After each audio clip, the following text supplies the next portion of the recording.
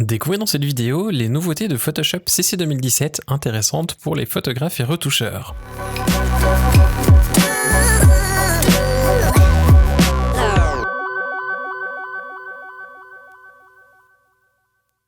Salut, je m'appelle Quentin Descaillets. Vous pouvez retrouver mon travail sur quentindescaillets.com ou sur facebook.com/quentindescaillets.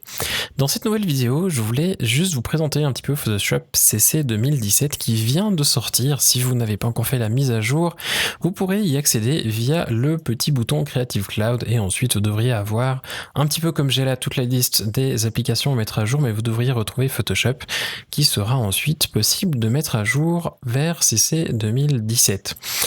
Cette nouvelle version, elle apporte quelques nouveautés, toutes ne sont pas forcément intéressantes pour les photographes, je vais donc laisser celle-ci un petit peu de côté et je vais plutôt me concentrer sur celles qui nous intéressent vraiment pour faire de la retouche et du traitement d'images. Tout d'abord, quand on ouvre Photoshop, il y a une différence, c'est lorsque l'on crée un nouveau document. Alors, en réalité, pour les photographes, ça va pas changer grand-chose, mais ça peut être intéressant quand même de découvrir cette nouvelle fenêtre.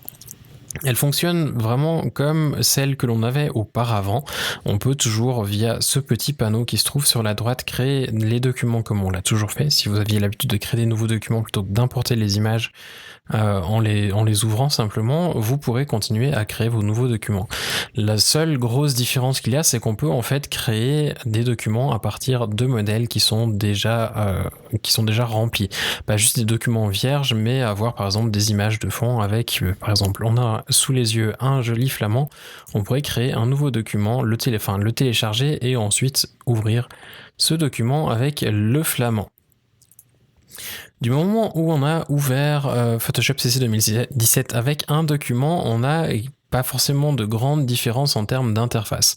Une peut-être différence qui est visible sur l'interface, c'est cette petite loupe qui se trouve en haut à droite et qui nous permet de rechercher des choses. Comme vous voyez, je me suis déjà un petit peu amusé avec et j'ai essayé avant de chercher un portrait et comme tout à l'heure, on pourrait en fait simplement prendre un portrait, cliquer dessus et ensuite ça va nous proposer ici dans les images des images que l'on pourrait importer. C'est plutôt pratique pour les gens qui ont l'habitude de faire du compositing. Si vous avez par exemple besoin d'un nouveau ciel, d'un sol ou d'autres choses du genre, il y aura pas mal de documents qui sont disponibles gratuitement, qui étaient déjà disponibles avant via Adobe Stock, mais qui sont vraiment faciles à rechercher maintenant grâce à cet outil-là. Si vous avez aussi besoin d'une fonctionnalité mais que vous ne la trouvez plus, par exemple vous ne savez plus où est l'outil fluidité, vous pouvez simplement le chercher et Photoshop va faire le travail pour vous de le trouver. C'est relativement pratique pour les débutants ou pour les gens qui auraient éventuellement enlevé des fonctionnalités des menus, parce qu'on peut effectivement enlever certaines fonctionnalités des menus et si on les recherche par la suite, ça peut s'avérer un peu compliqué. Bref, vous pouvez vraiment chercher ce que vous voulez via ce menu, même des formations, j'ai pas encore regardé ce qu'il y avait, j'espère qu'il y a des choses intéressantes, on va essayer de voir ça. Fluidité d'ailleurs, je vais y accéder direct via le menu et on va aussi aller regarder parce qu'il y a aussi quelques nouveautés à ce niveau-là. Comme vous voyez, comme dans la précédente version, on a l'analyse du visage qui est toujours présente. Par contre, la grosse différence, c'est que les possibilités d'altération du visage vont beaucoup plus loin qu'avant. On avait avant la possibilité d'ajuster les yeux et pas mal de retoucheurs en fait c'était plein parce qu'ils avaient dit finalement c'est bien mais Adobe n'est pas allé jusqu'au bout et c'est vrai qu'ils n'étaient pas allés jusqu'au bout parce qu'on pouvait ajuster les deux yeux. Mais souvent le problème qu'on a quand on retouche, c'est qu'on veut mettre les deux yeux à la même taille. Et de ce fait d'avoir les deux yeux ajustés en même temps, c'était pas forcément idéal. On peut toujours ajuster les deux en même temps, il faudra cliquer sur le petit cadenas entre les deux curseurs, mais on peut aussi ajuster un seul œil à la fois. Alors sur cette image qui a un portrait de côté, ça marchera peut-être pas forcément très bien, mais on peut s'amuser à ajuster un seul œil et du coup ça peut être pratique, par exemple pour de la retouche beauté, plutôt que d'aller bricoler à la main. En fait Photoshop fait un assez bon travail, je dois avouer, j'étais pas trop excité par cette nouvelle fonctionnalité quand c'est arrivé avec CC 2015, mais au final elle s'avère plutôt utile et elle fonctionne plutôt pas mal. Elle facilite grandement le travail qu'on faisait avant manuellement et donc si on peut s'éviter de passer du temps dans Photoshop inutilement, autant en profiter si les fonctionnalités le font pour nous. Bref, on peut ajuster pas mal de choses comme ça de manière indépendante d'un côté et de l'autre du visage et du coup l'outil fluidité s'avère de plus en plus pratique et de plus en plus rapide. Un autre petit changement que l'on retrouve aussi dans les filtres, qui n'est pas forcément directement dans les filtres, mais plutôt dans le menu en fait, c'est le filtre précédent. On avait auparavant un raccourci ici, commande F, d'ailleurs vous voyez qu'ici il est toujours commande F parce que je l'ai changé manuellement tout à l'heure. Néanmoins, sur vos ordinateurs, ça risque de pointer vers la commande de recherche si vous appuyez commande et F, CTRL F sur votre clavier. Méfiez-vous donc, pensez à changer ce raccourci si vous l'employez couramment. Adobe a décidé de mettre le commande F de manière à ce que ça soit uniforme avec les autres logiciels, ça se justifie. Après, si vous employez souvent ce raccourci-là, pensez à le changer, le remettre sur filtre précédent si vous en avez l'habitude. Apparemment, la vitesse globale aussi du logiciel a été améliorée. Je dois avouer que je l'ai téléchargé hier, j'ai eu le temps de faire quelques tests, ça a l'air pas mal.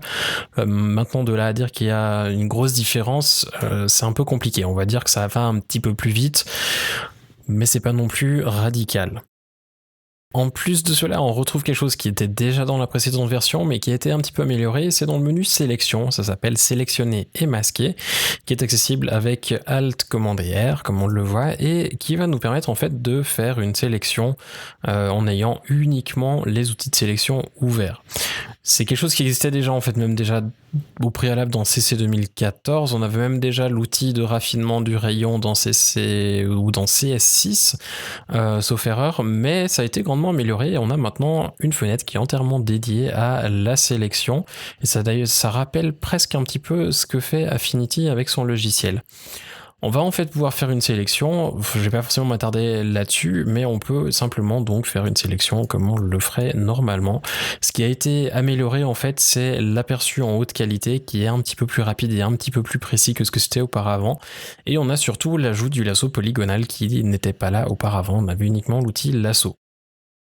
L'outil lasso polygonal qui peut s'avérer quand même assez utile si on a des lignes droites à sélectionner, un petit peu plus que l'outil lasso normal. C'est ce qui a été changé sur cet outil-là, pas grand-chose de nouveau autrement sur ce mode de sélection. On a par contre quelque chose qui est plutôt agréable, qui a été changé, et c'est dans les filtres sous flou et flou de surface. Si vous avez l'habitude de l'employer sur vos images, vous allez remarquer qu'ici je suis en 16 bits et qu'il a déjà fait l'affichage. Alors pour les gens qui n'emploient jamais cet outil, ils vont se dire que je suis complètement fou, mais ceux qui ont l'habitude d'employer le flou de surface en 16 bits vont remarquer que c'est quand même assez impressionnant, parce qu'auparavant il fallait attendre quand même plusieurs secondes, pour pas dire plusieurs dizaines de secondes des fois, avant que le filtre veuille bien afficher un aperçu en 16 bits. Et là c'est quasi instantané et du coup c'est plutôt pratique. Autant dire qu'on va commencer enfin à pouvoir l'utiliser pour des séparations de fréquences, chose qui n'était pas vraiment possible avant en 16 bits parce que c'était vraiment très très lent et pas agréable du tout à utiliser pour travailler. Voilà un petit peu les nouveautés que j'ai retenues de CC 2017 qui vont peut-être nous aider un petit peu dans notre travail de photographe et de retoucheur. Si vous avez découvert d'autres fonctionnalités que j'aurais peut-être raté, n'hésitez pas à laisser un petit mot en commentaire juste en dessous. Si vous avez des questions aussi sur certains de ces outils, n'hésitez pas non plus à me laisser un petit mot, et si éventuellement certaines fonctionnalités vous intéressent plus que d'autres, je pourrais peut-être en faire des vidéos. En attendant les prochaines vidéos, n'hésitez pas à vous abonner à la chaîne à l'aide du petit bouton, et puis d'ici là, passez une excellente fin de journée. À bientôt.